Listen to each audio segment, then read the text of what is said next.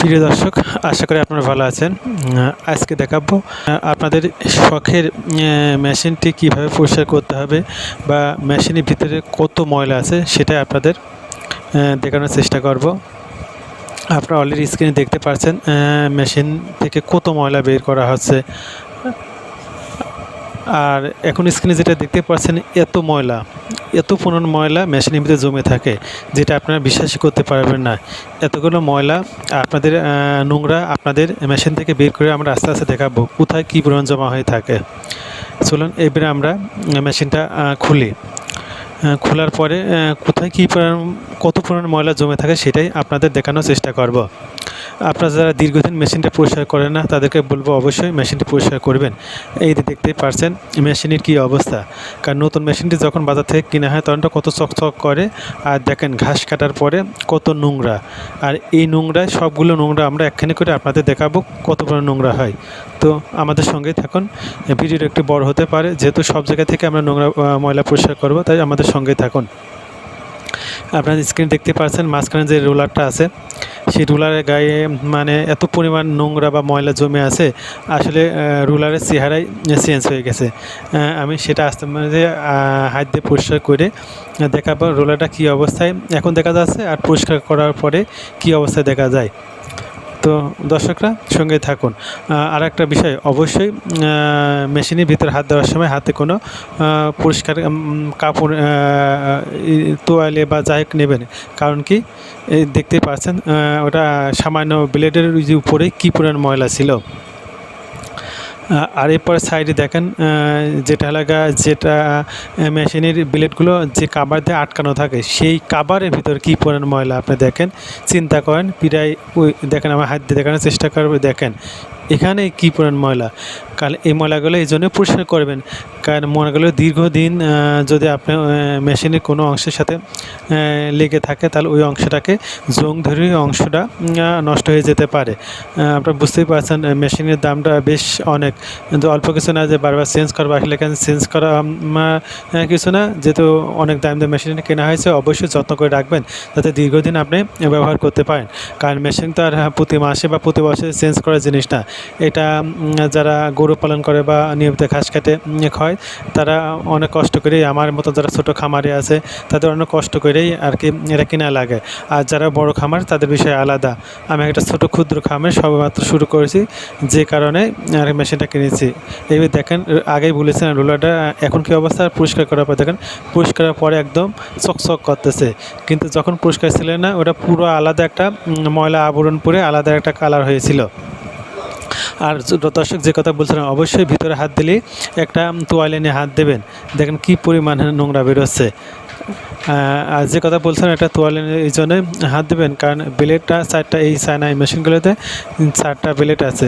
ব্লেডগুলো প্রচণ্ড ধারালো।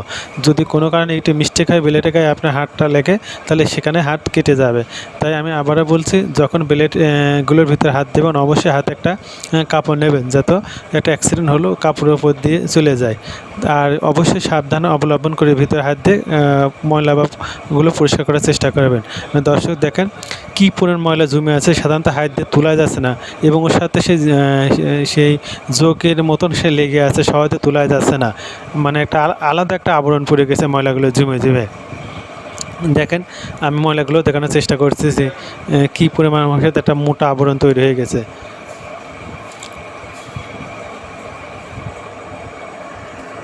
প্রিয় দর্শক, অবশ্যই আপনার মেশিনগুলো প্রতি সপ্তাহে পারেন আর মাসে একবার পারেন অবশ্যই পরিষ্কার করবেন, কারণ পরিষ্কার না করলে মেশিনগুলো দ্রুত নষ্ট হয়ে যাবে।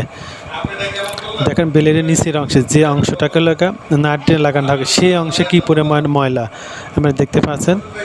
এই ব্লেডের নিচের অংশকে আমরা হাত দিয়ে সেই মানে কী কষ্ট করে ময়লাগুলো মানে শক্ত করে ধরে বের করছি।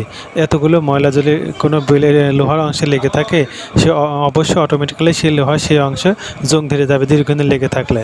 তাই আপনারা সপ্তাহে পারেন মাসে পারেন এইভাবে ময়লাগুলো বের করে মেশিনটা সচল রাখার চেষ্টা করবেন। আমি দেখেন আর একটা ব্লেডে আমরা হাত দিছি, আমরা দেখাবো এখান থেকে কী পরিমাণ ব্লেডের গোড়ায় যে নাট থাকে, সেই নাটে গোড়ায় এই ময়লাগুলো জমে থাকে।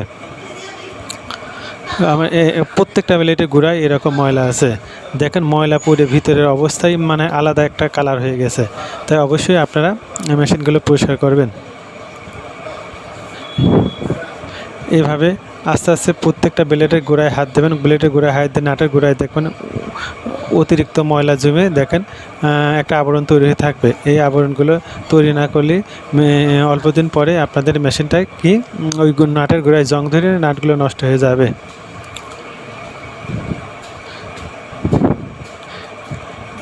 এভাবে আস্তে আস্তে সবগুলো মেশিন সবগুলো ব্লেডের গোড়ায় পরিষ্কার করবেন। প্রিয় দর্শক, যদি ভিডিওটা আমাদের ভালো লাগে অবশ্যই একটি লাইক দিবেন, কমেন্ট করবেন, আর আপনাদের গুরুত্ব কোনো মন্তব্য থাকলে অবশ্যই কমেন্টসে জানাবেন। কারণ আমিও নতুন একটা ছোট্ট ক্ষুদ্র খাবার সবেমাত্র শুরু করেছি। আমার থেকে মানে অভিজ্ঞ খামার আছেন, তারা দীর্ঘদিন ধরে গরু পালন করেন বা ঘাস কাটা মেশিন কিনে ঘাস কাটছেন। সেই তুলনায় আমার থেকে যাদের ভালো অভিজ্ঞতা আছে, আমার কথার ভিতরে কোনো ভুল থাকলে অবশ্যই আপনারা সংশোধন করে দেবেন এবং আপনাদের আরও বেটার মন্তব্য থাকলে অবশ্যই কমেন্টসে জানাবেন, যাতে সেখান থেকে আমিও শিখতে পারি এবং পরবর্তী দর্শকদের ভালো তথ্য দিয়ে সহযোগিতা করতে পারে। পরবর্তী যারা নতুন মেশিন কিনবেন তারা যাতে এইভাবে মেশিনগুলো পরিষ্কার করতে পারে। প্রিয় দর্শক, দেখতে পাচ্ছেন আরও একটা নাটের গোড়া থেকে কত পরিমাণ ময়লা বেরোচ্ছে।